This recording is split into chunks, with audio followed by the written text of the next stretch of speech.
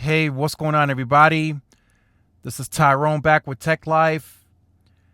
And earlier this morning, T-Mobile presented at the Deutsche Telekom Market Day.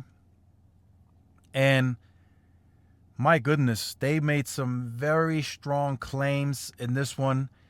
Very different language was being used. Demonstrably 5G leading rural network.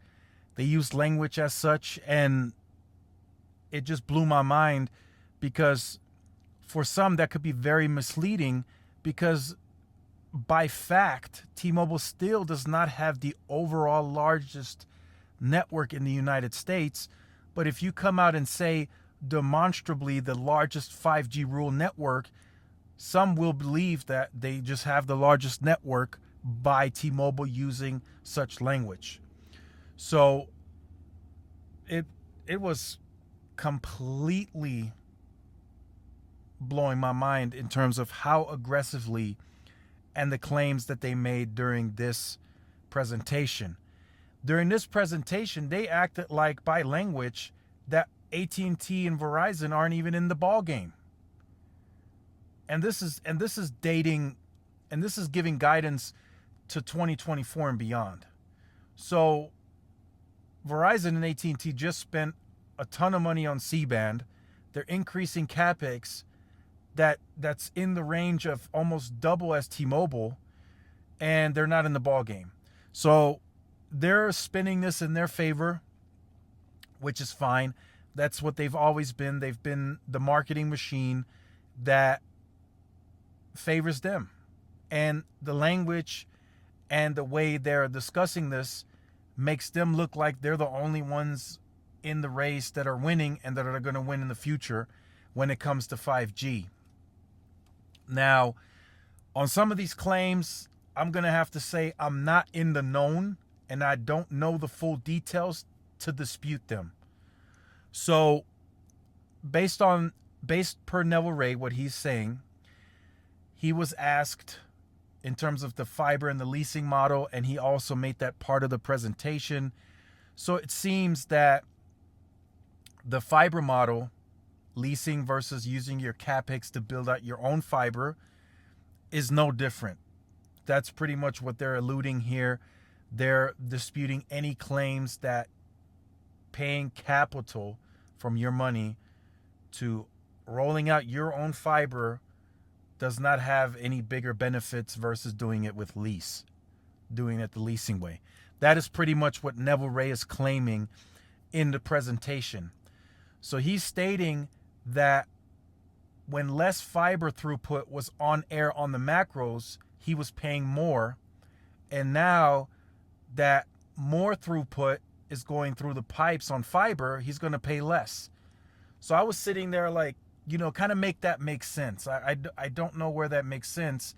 If a cell site is going from 1 gig to 10 gig, there has to be a price increase. So that's why I'm going to say on that one, I can't dispute that because I'm not in the known and I don't know the full details of the partnerships and those contracts. So I can't really dispute that. But I was just thinking to myself, like, make that make sense, Neville. How do you pay less for more when you're paying more for less? That just blew my mind.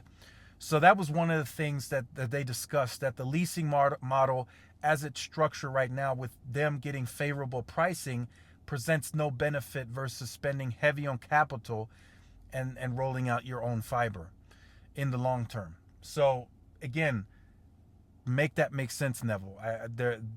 They have not gone further into detail on that. And then again, next, demonstrably leading in 5G rural coverage and 5G period.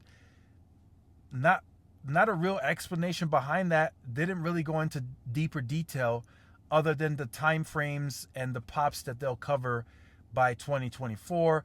So it's 200 million at the end of this year, 250 at the end of next, and then it goes into the 90 percentile in 2024 and beyond. So they're not giving a pops figure in 2024 and beyond.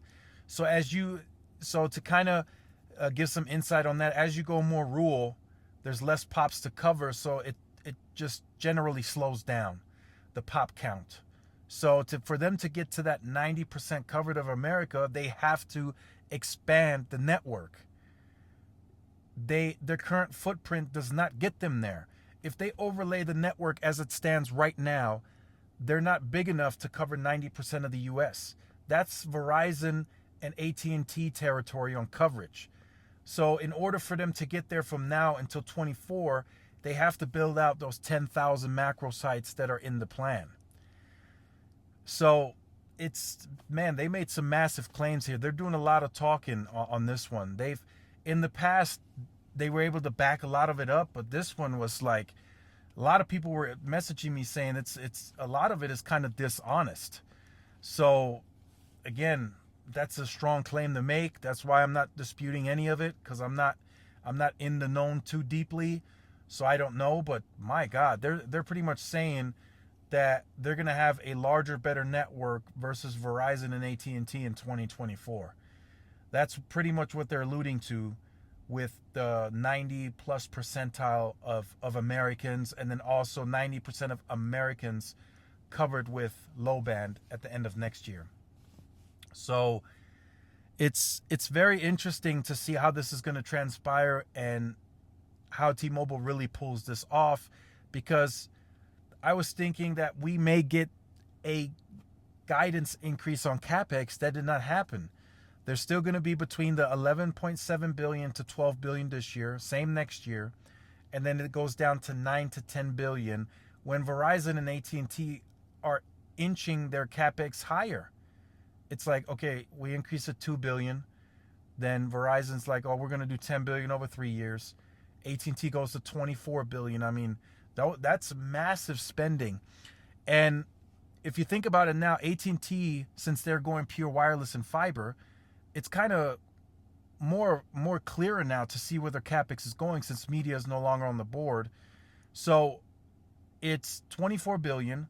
Let's go a little higher and not be conservative. Let's say they go to 4 billion for that fiscal year on fiber for CapEx. That still leaves them with 20 billion for wireless now. They no longer have to feed media.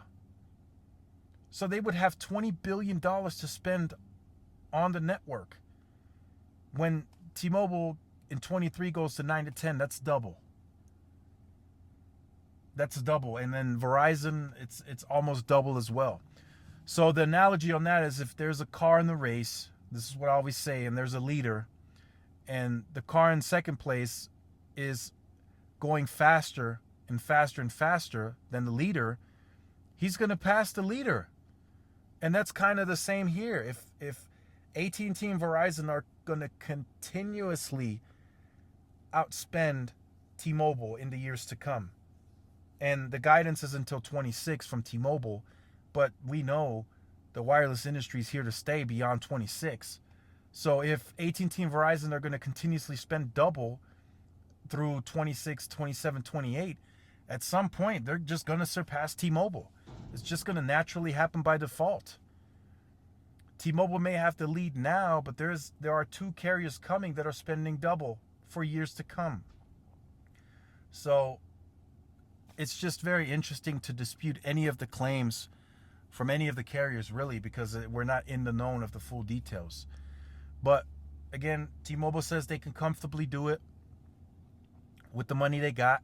That includes the network integration, building the anchor network, and converting the Sprint sites, adding 10,000 more macros into the network. That's 50,000 small cells, and then 23 and beyond also C-band, and then millimeter wave wherever strategically placed by them in very special use cases, is what T-Mobile calls it. And they are confident that they can achieve it with the guidance that they have placed on CapEx. They feel confident they don't have to spend a additional penny beyond that guidance for CapEx. So again, those are very strong claims that they're making. They're pretty much saying, hey, AT&T, hey, Verizon, you're no longer in the game. We're the big dogs now. And Verizon and AT&T are like, well, we're just going to spend double the amount of money that you are.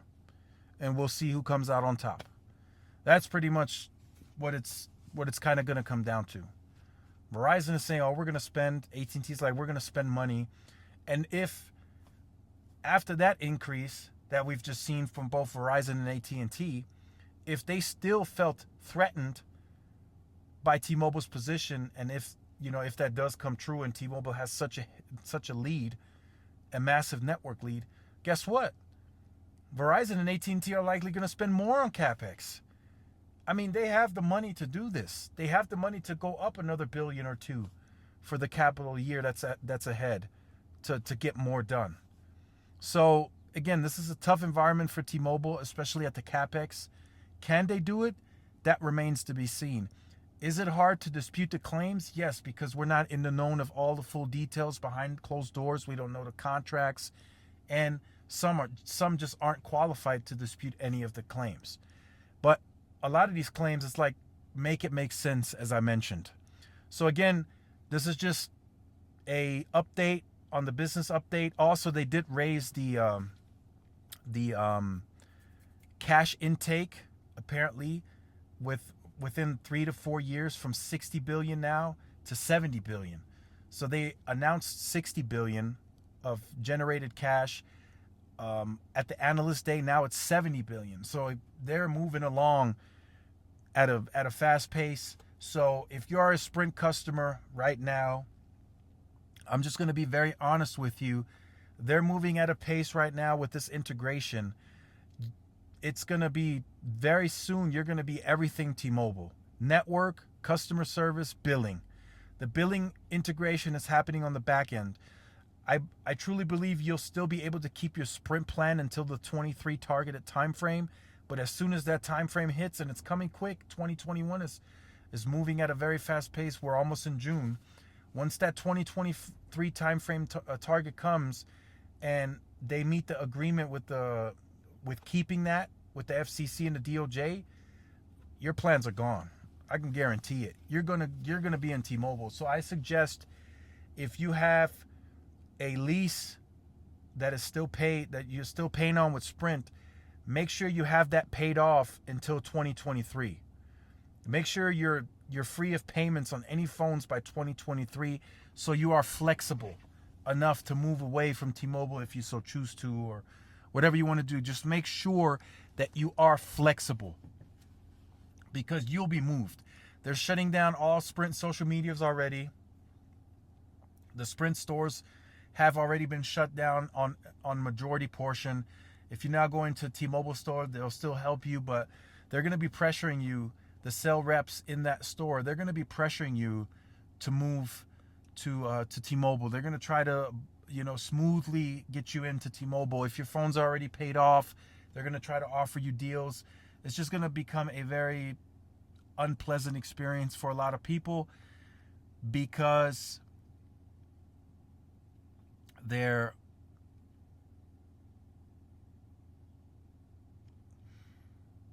just wanting to go in and get an issue fixed, or do a simple SIM swap or whatever it is, and boom, all of a sudden it's like, hey, we're T-Mobile, we can give you 4 lines, we can give you line 3, 4, and 5 for free. So it becomes uncomfortable for a lot of people. Some don't care, but some do care. So just keep that in mind. It's going to be very aggressive. They're not playing around. The reason I say they're not playing around, and how you're able to tell, is look at the increases that they're giving on the guidance with the synergies. They're going from $60 to $70 billion of generated cash. That's a $10 billion increase in a matter of months. The synergies, the synergy money on avoided cash and sites and macros and stuff, it's already increasing too. They're going from $2 to $3 billion. That's $1 billion increase. They're not playing around. They're cutting this stuff off quickly. If you're a Sprint customer, I can guarantee it. The way that they're shutting down the CDMA network, the HSPA network, that date that they have set, I don't know the exact date in 2023, but as soon as that date comes, your Sprint plan is gone. I'm going to go on record right now. It's not a prediction. The Sprint plan is gone. The perks, done. That date, when it comes, it will be gone. I can guarantee it just by looking at the structure, the way the business is now, how fast they're moving, the synergies. It's coming. The plans are done. So again, I just wanted to make you guys aware of this.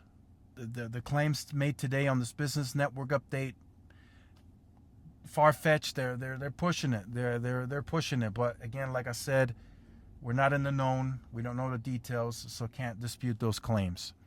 So if you have been on the channel or you're new to the channel and you have not yet liked, shared, subscribed, make sure you do so. Hit the notification bell so you are notified when I do upload content. Make sure to follow the social media outlets for more updates and interactions. Thanks again for watching. This is Tyrone with Tech Life, and I'll see you guys in the next one. Peace.